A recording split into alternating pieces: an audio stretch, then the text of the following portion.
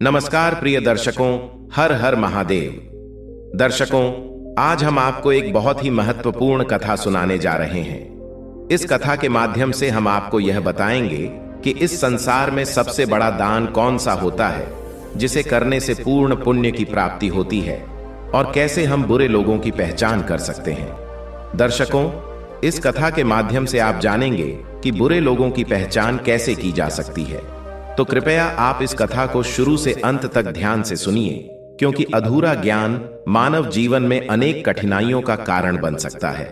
कथा आरंभ करने से पहले यदि आपने हमारे चैनल को अभी तक सब्सक्राइब नहीं किया है तो जरूर सब्सक्राइब करें, वीडियो को भी लाइक करें और अपने प्रियजनों के साथ भी शेयर करें। कमेंट बॉक्स में जय श्री कृष्णा लिखकर अपना समर्थन व्यक्त करें। तो चलिए कथा शुरू करते हैं। एक बार भगवान श्री हरि विष्णु जी और माता लक्ष्मी जी क्षीर सागर में अपने आसन पर बैठे हुए थे। तब भगवान विष्णु जी ने देखा कि माता लक्ष्मी जी किसी गहन सोच में हैं। माता लक्ष्मी जी को गहन सोच में देखकर भगवान विष्णु जी मुस्कुराते हुए बोले, हे देवी, ऐसा प्रतीत होता है कि आज आप किसी गहन विचार में डूबी हुई हैं। आप निसंकोच होकर अपने प्रश्न पूछिए, हम आपके सभी प्रश्नों का समाधान अवश्य करेंगे। भगवान विष्णु जी की बात सुनकर माता लक्ष्मी ने कहा, हे प्रभु, आज मेरे मन में एक जिज्ञासा है।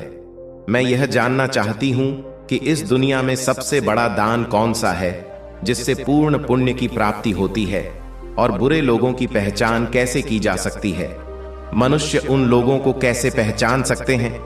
तब भगवान विष्णु जी ने माता लक्ष्मी जी से कहा, हे देवी, आपने सचमुच मानव जाति के कल्याण हेतु अति महत्वपूर्ण प्रश्न पूछे हैं। यह प्रश्न मनुष्य के जीवन में अत्यंत मूल्यवान है, इसलिए मैं आपको आपके इन प्रश्नों के उत्तर एक महत्वपूर्ण कथा के माध्यम से दूंगा। लेकिन आपको इस कथा को शुरू से लेकर अंत तक ध्यान पूर्वक सुनना होगा। तब माता लक्ष्मी जी ने उत्तर दिया, हे प्रभु, मैं आपको वचन देती हूं कि इस कथा को मैं पूरी श्रद्धा से सुनूंगी और इस कथा का प्रचार समस्त देवलोक में करूंगी। दर्शकों, भगवान श्री हरि विष्णु जी देवी लक्ष्मी से कहते हैं, हे देवी, एक समय की बात है। किसी नगर में एक राजा राज्य करता था। वह राजा बहुत ही बलशाली, वीर और अत्यंत ही बुद्धिमान था। इसके साथ ही वह धर्मपरायण और दयालु भी था। उस राजा की रानी भी संस्कारी और अत्यंत धार्मिक स्वभाव की थी। दोनों पति पत्नी भगवान भोलेनाथ के परम भक्त थे। वे दोनों प्रतिदिन शिवजी के मंदिर में जाकर उनकी पूजा अर्चना किया करते थे। यह उनका प्रतिदिन का नियम था। वह राजा अपने राज्य को धर्म पूर्वक चला रहा था। उसके राज्य में कोई भी व्यक्ति दुखी नहीं रहता था, बल्कि सारी प्रजा सुख और वैभव से संपन्न रहती थी। इसीलिए पूरे नगर में हर तरफ खुशियां ही खुशियां बिखरी रहती थीं। वहां के जानवर भी एक दूसरे को कोई हानि नहीं पहुंचाते थे। यहां तक कि एक ही नदी में शेर और बकरी शांतिपूर्वक पानी पीते थे। ऐसे ही दिन बीत रहे थे। राजा की उम्र ढलती जा रही थी और उनके विवाह को भी कई वर्ष बीत चुके थे, लेकिन उस राजा को कोई संतान नहीं थी। हालांकि राजा इस बात को लेकर अधिक चिंता नहीं करते थे। वह निश्चिंत होकर अपनी प्रजा के सुख दुख का ध्यान रखते थे और प्रजा भी उसे अत्यधिक प्रेम और सम्मान देती थी। एक दिन की बात है। वह राजा हर रोज की तरह अपनी पत्नी के साथ भगवान शिव जी के मंदिर की ओर जा रहे थे। तभी अचानक उसने देखा कि सामने वाले घर में एक स्त्री झाड़ू लगा रही है। राजा और रानी जब उस स्त्री के घर के पास से गुजरे तो वह स्त्री उन्हें देखते ही अपना चेहरा फेरकर तेजी से घर के अंदर चली गई। उस स्त्री का ऐसा व्यवहार देखकर राजा और रानी को बिल्कुल भी अच्छा नहीं लगा।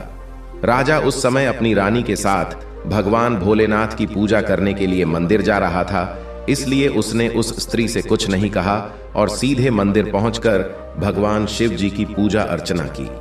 पूजा के बाद राजा अपनी रानी के साथ वापस महल लौट आया। लेकिन महल पहुंचने के बाद राजा ने अपने एक सैनिक को बुलाया और उसे आदेश दिया कि तुम जाओ और नगर के बाहरी क्षेत्र में रहने वाली उस स्त्री को अपने साथ महल ले आओ। ध्यान रखना, तुम उसे कुछ भी मत बताना कि क्यों बुलाया गया है। बस उसे तुम हमारे पास ले आओ। भगवान विष्णु जी कथा सुनाते हुए आगे कहते हैं, हे देवी, राजा का आदेश पाते ही वह सैनिक तुरंत ही उस महिला के घर पहुंचता है। उस समय महिला का पति भी घर पर नहीं था। फिर वह सैनिक उस स्त्री के घर के दरवाजे को खटखटाने लगता है। कुछ देर बाद वह महिला अपने घर का दरवाजा खोलती है। सामने राजा का सैनिक खड़ा देखकर वह महिला हैरान होती है और पूछती है, क्या हुआ, आप मेरे घर पर क्यों आए हैं? उस महिला की बात सुनकर राजा का वह सैनिक उससे कहता है, चलो मेरे साथ, महाराज ने तुम्हें राजमहल में बुलाया है, उन्हें आपसे कुछ बात पूछनी है। यह सुनकर वह महिला अपने मन में सोचती है, आखिर महाराज का आदेश है, इसे ठुकराया तो नहीं जा सकता, मुझे राज दरबार में जाना ही होगा। उसके बाद वह सैनिक उस स्त्री को अपने साथ लेकर राजमहल पहुंच गया। महल में पहुंचकर वह महिला राजा को प्रणाम करती है और कहती है, हे महाराज, आपने मुझे अचानक यहां राजमहल में क्यों बुलाया है? क्या मुझसे कोई गलती हो गई है? उस स्त्री की बात सुनकर राजा कहता है, तुम मुझे एक बार बताओ, आज सुबह जब मैं और मेरी पत्नी भगवान शिव जी के मंदिर जा रहे थे तो तुमने मुझे देखकर अपना मुंह फेर लिया और मुझे आते हुए देखकर तुम दौड़ते हुए अपने घर में चली गई। तुमने मुझे देखकर ऐसा दुर्व्यवहार क्यों किया? तब वह महिला निर्भीकता से राजा से कहती है, हे महाराज, आप भले ही मुझे मृत्युदंड दे दें तो भी मुझे कोई ऐतराज नहीं, परंतु मैं सच ही कहूंगी, आपके महल में बड़े बड़े विद्वान हैं, पंडित हैं, अगर मैं गलत बात बोलूं तो आप उनसे पूछ सकते हैं। हमारे नगर में यह मान्यता है कि जो सुबह सुबह आपका चेहरा देख लेता है तो उस व्यक्ति का पूरा दिन खराब हो जाता है, क्योंकि आप संतानहीन हैं। अभी तक आपको संतान की प्राप्ति नहीं हुई है, इसी कारण मैंने आपका मुंह देखकर अपना मुंह फेर लिया था और अपने घर के अंदर चली गई थी। उस महिला की ऐसी बात सुनकर राजा आश्चर्य में पड़ जाता है। वह अपने मन में सोचता है कि यह महिला तो बिल्कुल सत्य कह रही है। यदि किसी नगर के राजा को संतान नहीं हो तो यह उसकी प्रजा के लिए बिल्कुल भी शुभ नहीं माना जाता। उसके बाद राजा उस महिला को वापस अपने घर जाने की अनुमति देता है।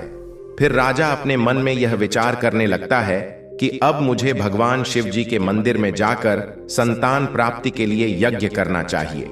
ऐसा सोचकर वह राजा अपने कक्ष में लौटकर रानी से कहता है, हे प्रिय, हमारे नगर के लोग हमारे चेहरे को देखना भी पसंद नहीं करते हैं, क्योंकि हमारे पास अभी तक कोई संतान नहीं है। इसलिए हमें भगवान शिव जी के मंदिर में जाकर संतान प्राप्ति का यज्ञ करना चाहिए। हम भगवान भोलेनाथ के मंदिर में चलते हैं और भगवान शिव से प्रार्थना करते हैं कि वे हमें पुत्र प्रदान करें। राजा की बात सुनकर रानी भी उसकी बात मान लेती है। फिर राजा और रानी दोनों भगवान शिव जी के मंदिर पहुंचते हैं और भगवान शिव जी की पूजा करके संतान प्राप्ति के लिए यज्ञ का आयोजन करते हैं। भगवान विष्णु जी कथा सुनाते हुए आगे कहते हैं, हे देवी, पुत्र प्राप्ति के लिए राजा और रानी ने यज्ञ का आयोजन किया, लेकिन यज्ञ संपन्न होने के बाद भी उन्हें संतान की प्राप्ति नहीं हुई। यज्ञ के निष्फल होने से राजा अत्यंत निराश हो गया। यज्ञ का आयोजन करने वाले पंडित जी भी सोच में पड़ गए। पंडित जी ने मन ही मन सोचा, अब तक जितने भी यज्ञ मैंने किए हैं उनमें से कोई भी यज्ञ आज तक विफल नहीं हुआ है। इसका अर्थ यह है कि शायद इस राजा के भाग्य में ही खोट है और ऐसा प्रतीत होता है कि ईश्वर ने इस राजा के भाग्य में संतान का योग नहीं लिखा है। इसलिए संतान प्राप्ति का यज्ञ करने के बाद भी उसे संतान की प्राप्ति नहीं हुई। राजा हर संभव प्रयास करके थक चुका था और अब वह गहरे निराशा में डूबा रहता था। वह दिन रात संतान की कमी के बारे में सोचता और चिंता में खोया रहता था। एक दिन सिंहासन पर बैठे बैठे राजा को अचानक एक बात याद आती है कि दूसरे नगर के वन में एक महात्मा जी निवास करते हैं, जिनकी ख्याति दूर दूर तक फैली है। राजा के मन में विचार आता है कि शायद उन महात्मा के पास मेरे इस कष्ट का कोई समाधान हो। अगर मैं उनके पास जाऊं तो संभवतः वे मुझे पुत्र प्राप्ति का कोई उपाय बता सके। मुझे उनके पास जाना चाहिए। अपने मन में यह निर्णय लेकर राजा तुरंत अपनी रानी के पास जाता है और उससे कहता है, हे प्रिय, दूसरे नगर के वन में एक महान तपस्वी और ज्ञानी महात्मा जी रहते हैं। मुझे लगता है कि हमें उनके पास जाना चाहिए। हो सकता है कि वे हमें पुत्र प्राप्ति का कोई मार्ग सुझा दें। फिर रानी भी राजा की इस बात से सहमत हो गई। रानी ने कहा, हे स्वामी, आपकी बात बिल्कुल सही है, हमें महात्मा जी से अवश्य मिलना चाहिए। रानी की सहमति पाकर राजा और रानी दोनों ने एक रथ में बैठकर महात्मा जी के दर्शन के लिए दूसरे वन की ओर प्रस्थान किया। कुछ समय के बाद वे दोनों वन में पहुंच गए। रथ से उतरकर राजा और रानी दोनों जंगल के भीतर जाने लगे। ऊंचे नीचे रास्तों से गुजरते हुए वे महात्मा के आश्रम की ओर बढ़ने लगे। भगवान विष्णु जी कथा सुनाते हुए आगे कहते हैं, हे देवी। फिर राजा और रानी वन के भीतर महात्मा जी की कुटी के पास पहुंच जाते हैं। वहां वे देखते हैं कि महात्मा जी एक विशाल वृक्ष के नीचे ध्यान मग्न होकर साधना में लीन है। यह दृश्य देखकर राजा और रानी कुछ देर तक खामोशी से खड़े रह जाते हैं ताकि महात्मा जी की साधना में कोई विघ्न न आए। दोनों हाथ जोड़कर विनम्रता पूर्वक महात्मा जी के सामने खड़े रहते हैं। कुछ समय बाद महात्मा जी अपनी साधना से बाहर आते हैं और अपनी आंखें खोलते हैं। तब वे देखते हैं कि राजा और रानी उनके सामने अपने दोनों हाथों को जोड़कर खड़े हुए हैं। वे महात्मा जी उस राजा को अच्छी तरह से जानते भी थे, इसलिए वे राजा को देखते ही पहचान लेते हैं और राजा से मुस्कुराते हुए कहते हैं, हे राजन, आज आप यूं अचानक से हमारे पास किस प्रयोजन से पधारे हैं? तब राजा ने नम्रता से महात्मा जी को प्रणाम किया और अपनी व्यथा महात्मा जी को कह सुनाई। उसने बताया कि कैसे उन्होंने पुत्र प्राप्ति के लिए यज्ञ किया, परंतु सभी व्यर्थ गए। यह सब सुनने के बाद महात्मा जी कुछ क्षणों के लिए मौन हो गए और अपनी आंखें बंद कर लीं।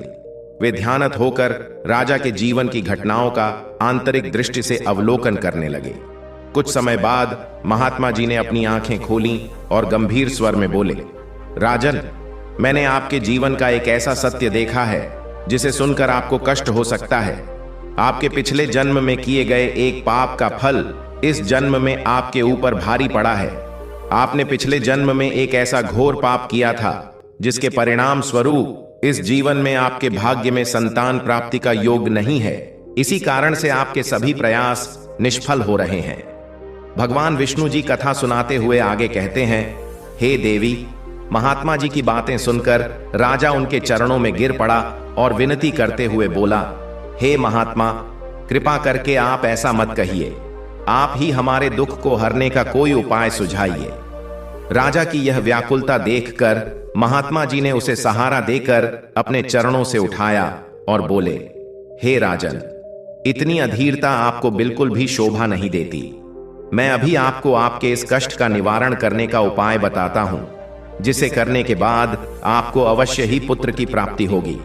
इतना कहकर वे महात्मा जी अपनी कुटिया के भीतर जाते हैं और थोड़ी देर के बाद हाथ में एक कटोरी में खीर लेकर बाहर आ जाते हैं। उन्होंने वह खीर राजा को देते हुए कहा, राजन, महल पहुंचकर आप और रानी साहिबा दोनों ही स्नान आदि के बाद इस खीर को प्रसाद के रूप में ग्रहण करें। ऐसा करने से आपको निश्चित ही पुत्र की प्राप्ति होगी।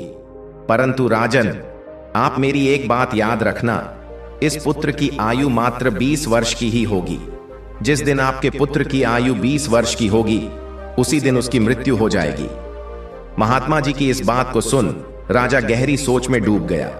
वह अपने मन में सोचने लगा, चलो 20 वर्ष के लिए ही सही, परंतु इस संतानहीनता का कलंक तो मिट जाएगा, हमें संतान का सुख तो मिलेगा। राजा ने मन ही मन इस बात को स्वीकार कर लिया और महात्मा जी से निवेदन किया, हे महात्मा, आपका आशीर्वाद और मार्गदर्शन स्वीकार है, कृपा करके हमें यह अवसर दें। महात्मा जी ने मुस्कुराते हुए राजा को आशीर्वाद दिया। राजा और रानी ने महात्मा जी को प्रणाम किया, उनकी चरण वंदना की और विनम्रता पूर्वक आभार व्यक्त किया। इसके बाद राजा और रानी अपने रथ में बैठकर महल की ओर लौट चले।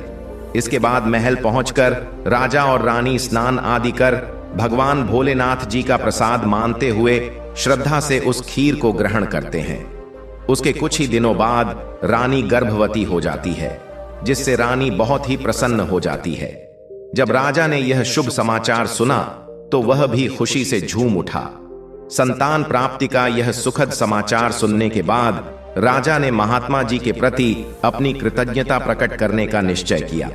राजा अपने रथ में ढेर सारे फल, फूल, वस्त्र और अन्य भेंट सामग्रियां रखकर वन में महात्मा जी की कुटिया की ओर चल पड़ा।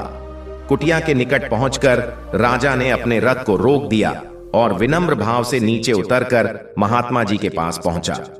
महात्मा जी ध्यान मग्न बैठे थे।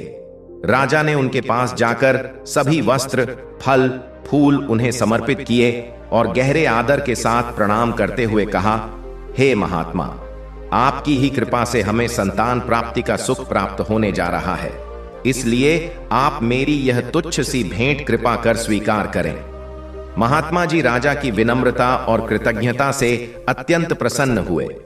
उन्होंने राजा की भेंट को स्वीकार कर उसे आशीर्वाद दिया और कहा, राजन, तुम्हारी भक्ति और संकल्प ने ही तुम्हारे जीवन को फलवती बनाया है, वह अनमोल है।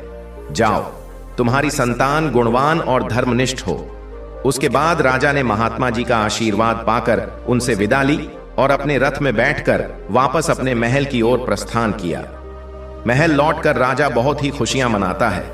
भगवान विष्णु जी कथा सुनाते हुए आगे कहते हैं, हे देवी, ऐसे ही दिन बीत रहे थे। आखिरकार वह शुभ दिन आया जब राजा के यहां एक पुत्र का जन्म हुआ। पुत्र के जन्म से जैसे महल में खुशियों की बयार बहने लगी। राजा ने पुत्र प्राप्ति की खुशी में पूरे नगर में उत्सव का आयोजन किया। महल को फूलों और रंग बिरंगी सजावट से सजाया गया। पुत्र अपने पिता के ही गुणों का प्रतीक बनते हुए बड़ा होने लगा। वह अपने पिता की तरह ही धर्मनिष्ठ, आत्मानुभूति युक्त, शौर्य और भक्ति के गुण प्रकट करने लगा, जिससे राजा का हृदय गर्व से भर उठता। शौर्यवीर के गुणों और आचरण को देखकर सभी आश्वस्त थे कि वह एक दिन अपने पिता की तरह महान राजा बनेगा। जैसे जैसे समय बीता, राजा का हृदय गर्व और खुशी से भरता गया। संतान सुख की प्राप्ति ने उसकी सभी चिंताओं को मानो हर लिया था और वह अपने पुत्र में संपूर्ण संसार का आनंद खोजने लगा। वह राजा पुत्र के प्रति अपने स्नेह में इतना डूब गया कि वह यह महत्वपूर्ण बात भी भूल बैठा कि उसके पुत्र की आयु मात्र 20 वर्ष तक की है। भगवान विष्णु जी कथा सुनाते हुए आगे कहते हैं, हे देवी, फिर एक दिन जब उस राजा को यह बात याद आती है कि उसके पुत्र वर की आयु मात्र 20 वर्ष की ही है, तो वह राजा व्याकुल हो जाता है। जब राजा के पुत्र शौर्यवीर की आयु 15 वर्ष हो जाती है, तब वह राजा दिन रात पुत्र के भविष्य को लेकर व्याकुल रहने लगा। इस बीच एक अन्य नगर में एक महापराक्रमी राजा का राज्य था। उस राजा की एकमात्र पुत्री थी जो अपनी सुंदरता और दयालुता के लिए प्रसिद्ध थी। वह देखने में ऐसी लगती थी मानो स्वर्ग की अप्सरा स्वयं धरती पर उतर आई हो। वह बहुत ही दानी स्वभाव की थी, क्योंकि उसने अपने माता पिता से धर्म और संस्कारों की शिक्षा ली थी। इसलिए उसका हृदय करुणा और उदारता से भरा हुआ था। वह प्रतिदिन सुबह उठकर पक्षियों को दाना डालती और अपने द्वार पर आने वाले साधु संतों, भिक्षुओं को सदा ही आदर से भोजन कराती थी। कोई भी भूखा उसके द्वार से खाली हाथ नहीं लौटता था। ऐसे ही दिन बीत रहे थे। उस राजा की पुत्री भी अपने गुणों के साथ बड़ी हो रही थी। एक दिन जब शौर्यवीर के पिता को यह बात पता चली कि दूसरे नगर में एक धीर, वीर और पराक्रमी राजा राज्य करता है, जिसकी पुत्री गुणों की खान है, साथ ही वह अत्यंत सुंदर भी है, तो राजा ने अपने मन में सोचा कि ऐसी धर्मात्मा और तेजस्वी कन्या के साथ अपने पुत्र शौर्यवीर का विवाह करना उचित रहेगा। मुझे इसी प्रकार की कन्या की तलाश थी जिसके साथ मैं अपने पुत्र का विवाह कर सकूं और अपनी वंश परंपरा को बनाए रख सकूं। इस विचार के साथ ही राजा ने अपने मन में निर्णय किया कि वह उस राजा से प्रस्ताव रखेगा जिससे वह अपने पुत्र शौर्यवीर का विवाह उस सुंदर और धार्मिक कन्या के साथ कर सके। भगवान विष्णु जी माता लक्ष्मी से कहते हैं, हे देवी। फिर शौर्यवीर के पिता ने अपने पुत्र के विवाह का प्रस्ताव संदेशवाहक के माध्यम से दूसरे नगर के राजा तक पहुंचाया। जब दूसरे नगर के राजा ने यह प्रस्ताव सुना तो उसने अपने मन में विचार किया कि चलो, अब मुझे अपनी पुत्री का विवाह कर देना चाहिए। और मैंने सुना है कि इस राजा के पुत्र की आयु मात्र 20 वर्ष ही है। इस राजा का पुत्र बहुत ही योग्य, पराक्रमी और धर्मपरायण है। भले ही उसकी आयु का भविष्य अनिश्चित हो, इसलिए अगर उसके यहाँ कोई पुत्र पैदा हो गया तो उसका वंश आगे बढ़ता रहेगा। जिससे पुत्री भी अपनी संतान के साथ सुखी रहेगी। इन विचारों को मन में संजोए हुए उस राजा ने शौर्यवीर के विवाह प्रस्ताव को सहर्ष स्वीकार कर लिया। फिर कुछ ही दिनों के भीतर शुभ मुहूर्त में शौर्यवीर का उस राजकुमारी के साथ विवाह हो गया। वह राजकुमारी न केवल सुंदर थी बल्कि बहुत ही दयालु स्वभाव की थी। उसने अपने बचपन से ही यह नियम अपनाया था कि जब तक वह किसी भूखे या असहाय प्राणी को भोजन नहीं करवाती तब तक वह स्वयं भोजन ग्रहण नहीं करती। उसके माता पिता ने उसे सेवा और दान की भावना सिखाई थी और उसने उसे अपने जीवन का अटूट हिस्सा बना लिया था। विवाह के पश्चात राजकुमारी का यह नियम उसके ससुराल में भी जारी रहा। हर सुबह वह महल के द्वार पर जाकर जरूरतमंद लोगों को भोजन करवाती और अपने हाथों से उन्हें अन्न दान करती। उसकी यह दया भावना देखकर महल के सभी लोग उसका बहुत सम्मान करने लगे थे। धीरे धीरे ऐसे ही समय गुजर रहा था और हर गुजरते दिन के साथ शौर्यवीर की उम्र भी बढ़ रही थी। राजा और रानी इस बात को लेकर मन ही मन चिंतित रहते कि उनका पुत्र अब अपने जीवन के अंतिम समय की ओर बढ़ रहा है। उन्हें महात्मा की वह भविष्यवाणी हमेशा याद रहती कि शौर्यवीर की आयु केवल 20 वर्ष ही होगी। इस दुखद सत्य को केवल राजा और रानी ही जानते थे। उन्होंने यह बात किसी और को नहीं बताई थी ताकि महल में कोई चिंता का माहौल न बने। जैसे जैसे शौर्यवीर की आयु 20 वर्ष की ओर बढ़ती जा रही थी, राजा और रानी के दिल की धड़कनें तेज हो जाती। अपने पुत्र के प्रति उनका प्रेम और मोह इतना अधिक था कि वे चाहकर भी इस चिंता से मुक्त नहीं हो पाते थे। भगवान विष्णु जी कथा सुनाते हुए आगे कहते हैं, हे देवी, फिर वह दिन भी आ जाता है जब शौर्यवीर के जीवन के मात्र 3 दिन शेष रह जाते हैं। राजा और रानी का दिल भारी हो जाता है।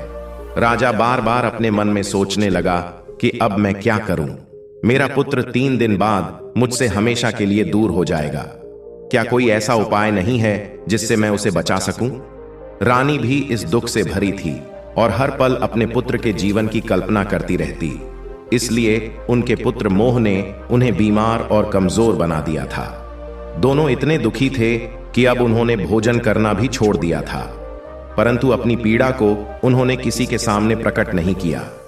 वे नहीं चाहते थे कि महल के लोग उनके पुत्र की मृत्यु की बात सुनकर दुखी हों और चिंता में पड़ जाएं। फिर वह आखिरी दिन भी आ पहुंचा जिस दिन शौर्यवीर की आयु पूरी होनी थी, उसकी मृत्यु होनी थी। फिर उस दिन जैसे ही सुबह हुई, राजा और रानी अपनी चिंता और दुख से व्याकुल होकर भगवान भोलेनाथ के मंदिर में बैठकर उनकी पूजा अर्चना में लग गए। वे दोनों भगवान भोलेनाथ से प्रार्थना करते हुए कहने लगे, हे प्रभु, आप कृपा करके हमें पुत्र की मृत्यु होने के दुख को सहन करने की शक्ति दीजिए। हम जानते हैं कि जो भी किसी के भाग्य में लिखा होता है उसे कोई बदल नहीं सकता, वह होकर ही रहता है। परंतु हमारे लिए यह समय बहुत ही कठिन है। उधर राजकुमार शौर्यवीर की पत्नी अपने दैनिक धर्म कर्म के कामों में लगी हुई थी। हर दिन की तरह वह भूखे, गरीबों और निर्धनों को भोजन करा रही थी, पक्षियों को दाना डाल रही थी और जरूरतमंदों की सहायता में लगी थी। उसे अपने पति की आयु के बारे में कुछ भी पता नहीं था, इसलिए वह निश्चिंत होकर अपने कार्यों में मग्न थी। इसी बीच यमलोक में धर्मराज जी ने देखा कि आज राजकुमार शौर्यवीर की मृत्यु का दिन है, तो उन्होंने तुरंत ही अपने 2 प्रमुख दूतों को बुलाया और उन्हें आदेश दिया, जाओ और अब से कुछ समय बाद राजकुमार शौर्यवीर के प्राण उसके शरीर से निकालकर अपने साथ यमलोक ले आओ। परंतु ध्यान रहे कि उसकी मृत्यु एक विशेष कारण से होनी है। उसकी मृत्यु एक सांड द्वारा उसे पीछे से ठोकर मारने से ही होगी। जब वह सांड राजकुमार शौर्यवीर को पीछे से ठोकर मारेगा, तभी उसके प्राण हमारे पास आ सकेंगे। इसके लिए तुम दोनों एक सांड के पास जाकर उसे राजकुमार शौर्यवीर की मृत्यु के लिए प्रेरित करो। धर्मराज के आदेशानुसार वे दोनों दूत यमलोक से धरती पर जाने के लिए तत्पर हो गए। भगवान विष्णु जी माता लक्ष्मी से कहते हैं, हे देवी, वे दोनों यमदूत राजकुमार शौर्यवीर के प्राण लेने के लिए आकाश मार्ग से होते हुए पृथ्वी लोक पहुंच जाते हैं। दूसरी ओर धर्मराज की माया के प्रभाव से एक सांड ने अपने मन में सोचा कि आज मुझे राजमहल के सुंदर बगीचे में प्रवेश करना चाहिए और वहां घूमना चाहिए। मुझे देखना चाहिए कि राजमहल का बगीचा कैसा है। फिर बिना किसी रुकावट के वह सांड धीरे धीरे चलते हुए महल के बगीचे में जा पहुंचा। संयोग से यह वही बगीचा था जहां राजकुमार शौर्यवीर प्रतिदिन टहलने के लिए आते थे। धर्मराज की माया से प्रेरित वह सांड जैसे ही बगीचे में प्रवेश करता है तो वहां जाकर वह घास चरने और इधर उधर घूमने लगता है।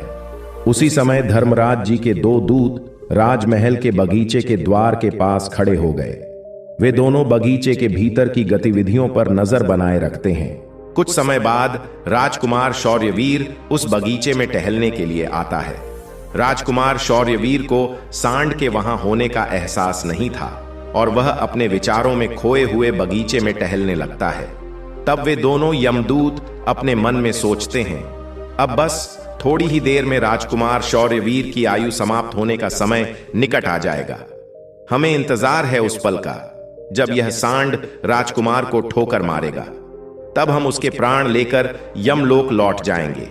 जब वे दोनों दूत यह विचार कर रहे थे, तभी क्या होता है कि एक अन्य नगर में एक निर्धन ब्राह्मण रहता था। उस ब्राह्मण की एक पुत्री थी जिसका समय रहते उसने विवाह कर दिया था, लेकिन दुर्भाग्य से उसकी बेटी का पति एक दुष्ट प्रवृत्ति का व्यक्ति था जो बहुत ही मदिरापान करता था, जुआ खेलता था और पराई स्त्रियों के साथ संबंध बनाता था। यही नहीं, वह अपनी पत्नी को नशे में होकर अक्सर मारता पीटता था और उसे घर से निकालना चाहता था। उसकी इस आदत के कारण गरीब ब्राह्मण की बेटी बहुत ही दुखी और पीड़ित रहने लगी थी। लेकिन वह गरीब ब्राह्मण की बेटी जब अपने पति के साथ कुछ समय तक रही, तब एक दिन वह गर्भवती हो जाती है।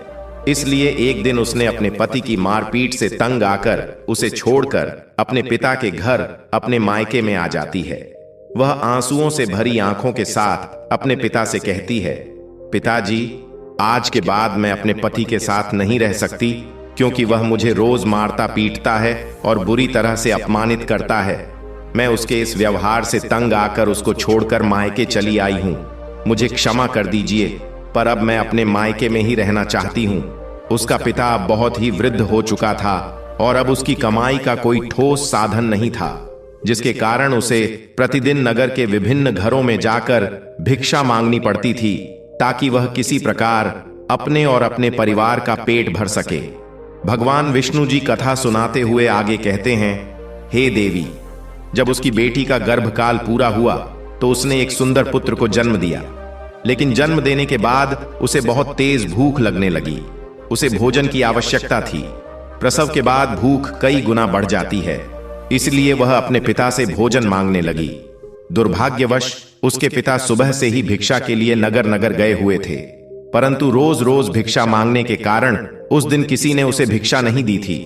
भगवान विष्णु जी कथा सुनाते हुए आगे कहते हैं, हे देवी, गरीबी किसी भी मनुष्य के लिए सबसे बड़ा अभिशाप है और यह उसके आत्मसम्मान और अस्तित्व के लिए अत्यंत पीड़ादायक होती है। उधर उस गरीब ब्राह्मण को किसी ने भी भोजन नहीं दिया, इसलिए वह खाली हाथ ही घर वापस लौट आता है। इधर उसकी पुत्री भूख से बहुत ही व्याकुल हो रही थी।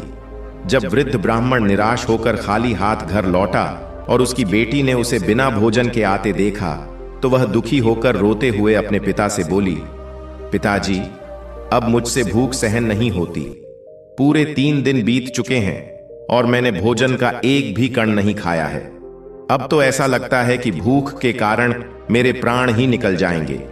लेकिन अगर आपको कुछ भिक्षा में मिला हो तो मुझे खाने को दे दीजिए, नहीं तो मेरे प्राण निकल जाएंगे। तब उसका वृद्ध पिता अपनी बेटी को सांत्वना देते हुए कहता है, पुत्री, मैं कुछ ही देर में लौटूंगा। मैं अब दूसरे नगर में जाऊंगा और वहां के राजा के महल के द्वार पर जाकर भिक्षा मांगूंगा।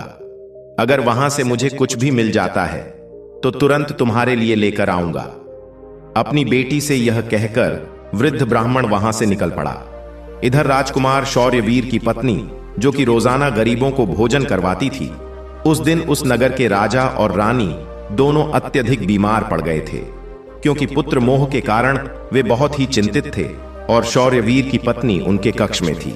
इसलिए आज उसने गरीबों को भोजन नहीं कराया था, परंतु उसने अपने पति के लिए भोजन बनाया था और भोजन की थाल सजाकर रख दी थी कि जब उसका पति बगीचे से लौटेगा तो वह उसे भोजन कराएगी, क्योंकि उसका पति अपने माता पिता के पास बैठकर उनकी सेवा करके अपने बगीचे में घूमने के लिए गया हुआ था।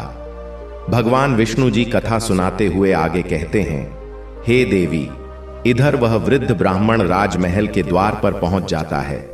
जब राजकुमार की पत्नी ने उसे देखा तो उसके मन में उस वृद्ध ब्राह्मण के प्रति दया उमड़ आई। उसके बाद वह वृद्ध ब्राह्मण उस राजकुमार की पत्नी की तरफ देखकर विनम्रता से उससे कहता है, हे पुत्री, यदि मुझे इसमें से कुछ भोजन मिल जाए तो तुम्हारा बड़ा ही उपकार होगा। राजकुमार की पत्नी को उस ब्राह्मण की बात सुनकर उस पर बहुत दया आई।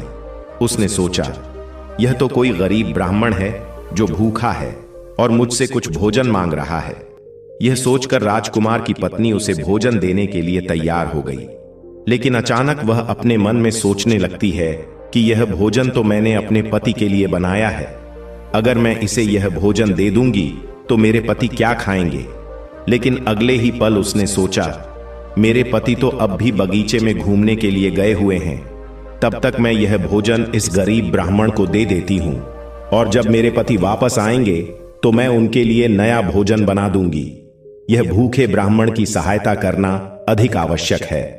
अपने मन में यह सोचकर राजकुमार की पत्नी ने अपने पति के लिए बनाया हुआ भोजन उस भूखे ब्राह्मण को दे दिया। उसके बाद वह ब्राह्मण भोजन की थाली लेकर जल्दी जल्दी अपने नगर की ओर रवाना हो गया और वह भोजन लेकर अपने घर आ गया। उसकी पुत्री 3 दिनों से भूखी थी। उसने 3 दिनों से कुछ भी नहीं खाया था और उसके चेहरे पर भूख की पीड़ा साफ झलक रही थी। उधर राजकुमार शौर्यवीर, जो बगीचे में टहलने गया था, अपने कक्ष की ओर वापस लौट रहा था। बगीचे के बाहर खड़े यमदूत राजकुमार के प्राण लेने के लिए तैयार थे और एक सांड भी धर्मराज की माया से प्रेरित होकर वहीं घूम रहा था। वे दोनों यमदूत मन में सोच रहे थे कि बस अब कुछ ही पल बाकी हैं और जैसे ही सांड राजकुमार को पीछे से ठोकर मारेगा, हम राजकुमार के प्राण हर लेंगे और यमलोक लौट जाएंगे। भगवान विष्णु जी माता लक्ष्मी से कहते हैं, हे देवी, इधर वह वृद्ध ब्राह्मण अपने घर पहुंचा और उसने तुरंत अपनी भूखी बेटी को वह भोजन दे दिया। तब उसकी बेटी उससे कहने लगी, पिताजी, यह भोजन आप कहां से लाए हैं? तब वृद्ध ब्राह्मण ने उत्तर देते हुए कहा, पुत्री, यह भोजन मुझे दूसरे नगर की महारानी ने दिया है। उस नगर के राजा की पुत्र वधू बहुत ही दयालु और उदार हृदय की है। उसने मुझ पर दया करके मुझे यह स्वादिष्ट भोजन दिया है। उस भोजन को देखकर उस वृद्ध ब्राह्मण की बेटी की आत्मा से आशीर्वाद निकलने लगा। वह भगवान से प्रार्थना करने लगी कि हे भगवान, जिसने भी मेरे पिता को यह भोजन दिया है उसका सुहाग अमर रहे और वह सदा सौभाग्यवती बनी रहे। जैसे ही उसने भोजन का निवाला अपने मुंह में डाला, उसकी आत्मा की तृप्ति हो गई और उसकी आत्मा से सच्चे मन से आशीर्वाद निकलने लगे कि महारानी का पति दीर्घायु और स्वस्थ रहे। इधर राजकुमार शौर्यवीर अपने महल की ओर बढ़ रहा था और बगीचे के बाहर खड़े यमदूत उसकी मृत्यु का बेसब्री से इंतजार कर रहे थे। परंतु जैसे ही राजकुमार बगीचे में उस सांड के सामने पहुंचा तो सांड ने तुरंत उसे पीछे से ठोकर मारने के लिए अपनी ताकत जुटाई। वह अपनी सींग से उसे मारने ही वाला था कि तभी अचानक से 2 देवदूत वहां प्रकट हो जाते हैं और अपनी दिव्य शक्ति से उस सांड को बेहोश कर देते हैं। वह सांड हिल भी नहीं पा रहा था। उसमें आगे बढ़ने की बिल्कुल भी शक्ति नहीं बची थी। इस पर वह सांड अपने मन में सोचने लगा कि यह मुझे क्या हो गया। अभी तो मैं इस राजकुमार को पीछे से ठोकर मारने आया था और अब मैं खुद ही चलने में असमर्थ हूं। उसकी समझ में नहीं आ रहा था कि यह सब कैसे और क्यों हो रहा है। भगवान विष्णु जी माता लक्ष्मी से कहते हैं, हे देवी, यह सब उस ब्राह्मण की भूखी बेटी के आशीर्वाद का प्रभाव था जो उसने भोजन करते समय दिया था। उस आशीर्वाद की शक्ति के कारण ही वे देवदूत वहां आकर खड़े हो गए थे। इसके बाद वे देवदूत यमराज के उन दूतों से कहते हैं, हे यमदूत, तुम इस राजकुमार के प्राण नहीं ले सकते। जिस प्रकार श्राप असर दिखा सकता है, उसी प्रकार आशीर्वाद भी फलित हो सकता है। अब राजकुमार और सांड के बीच वे 2 देवदूत आशीर्वाद रूपी दीवार बनकर खड़े थे और राजकुमारी का दान मृत्यु के समय को आगे नहीं बढ़ने दे रहा था। फिर वे यमदूत उन देवदूतों से कहते हैं, हे देवदूतों, तुम सभी यहां से लौट जाओ और हमें हमारा काम करने दो, क्योंकि हमारा उद्देश्य है इस राजकुमार के प्राण लेकर यमलोक लौट जाना। तब देवदूतों ने दृढ़ता से उत्तर दिया, नहीं यमदूतों, ऐसा कभी नहीं हो सकता।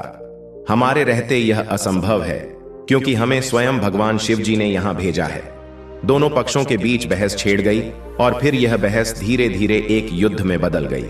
देवदूतों की अद्वितीय शक्ति के सामने यमदूत असहाय हो गए और हार मानकर वापस यमलोक लौट गए। यमलोक में पहुंचकर यमदूतों ने यमराज जी से कहा, हे महाराज, हम उस राजकुमार के प्राण नहीं ले पाए। तब यमराज जी अपने उन दूतों से कहते हैं, यह कैसी विडंबना है, तुम लोग खाली हाथ क्यों वापस लौट आए? यमराज जी की बात सुनकर यमदूत यमराज जी से कहते हैं, हे महाराज, हम उस राजकुमार के प्राणों को लेने के लिए गए थे, लेकिन अचानक से पता नहीं 2 देवदूत हमारे सामने आकर खड़े हो गए और उन दोनों के सामने हमारी कोई भी शक्ति काम नहीं कर पाई। यमराज यह सुनकर सोच में पड़ गए और बोले, ऐसी कौन सी बड़ी शक्ति है जो उस राजकुमार की मृत्यु के मार्ग में बाधा बन रही है? फिर वे यमदूत यमराज जी से कहते हैं, हे महाराज, एक तो उसके दान की शक्ति और आशीर्वाद की शक्ति, जिसने देवदूतों को और भी शक्तिशाली बना दिया है। तब यमराज जी अपने दूतों से कहते हैं, लगता है यह कार्य तुमसे नहीं हो पाएगा, तुम लोग रहने दो, मुझे स्वयं पृथ्वी लोक पर जाकर उस राजकुमार के प्राण लेने होंगे। भगवान विष्णु जी कथा सुनाते हुए आगे कहते हैं, हे देवी। फिर अपने दूतों से इतना कहकर यमराज जी स्वयं पृथ्वी लोक पर पहुंच जाते हैं और उस राजा के महल के बगीचे में प्रकट होते हैं। वहां उन देवदूतों से यमराज जी कहते हैं, हे देवदूतों, क्या तुम लोग नहीं जानते कि विधि का विधान अटल है? जब किसी की आयु पूरी हो जाती है तो उसे यमलोक जाना ही होता है, और इस राजकुमार की भी आयु अब पूर्ण हो चुकी है, इसलिए मैं इसके प्राण लेने आया हूं। तब देवदूतों ने यमराज से कहा, हे प्रभु, आप हमें बताइए कि ब्रह्मा जी और विष्णु जी तक को भी श्राप का प्रभाव सहना पड़ा था। यदि श्राप का मान रखा जा सकता है तो क्या आशीर्वाद का मान नहीं रखा जा सकता? इस राजकुमार को भूखे को भोजन देने का आशीर्वाद प्राप्त है। उन देवदूतों की बात सुनकर यमराज जी उन देवदूतों से कहते हैं, आप लोग सत्य कह रहे हैं, परंतु अब मुझे क्या करना होगा? तब वे देवदूत यमराज जी से कहते हैं, हे प्रभु, आप इस राजकुमार की आयु 100 वर्ष कर दीजिए, इसके बाद ही आप इस राजकुमार के प्राण लेने के लिए पधार सकते हैं, और यही भगवान शिव जी का भी आदेश है। उन देवदूतों की बात मानकर यमराज जी ने राजकुमार शौर्यवीर की आयु 100 वर्ष कर दी और वापस यमलोक लौट गए।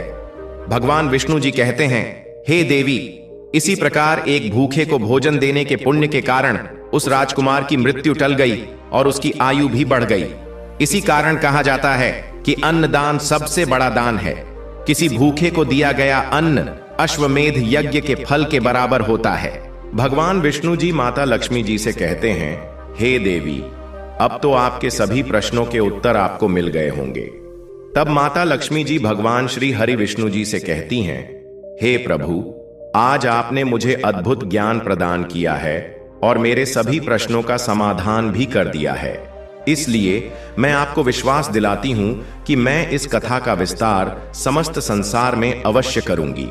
तो दर्शकों, आशा है यह कथा आपको जरूर पसंद आई होगी।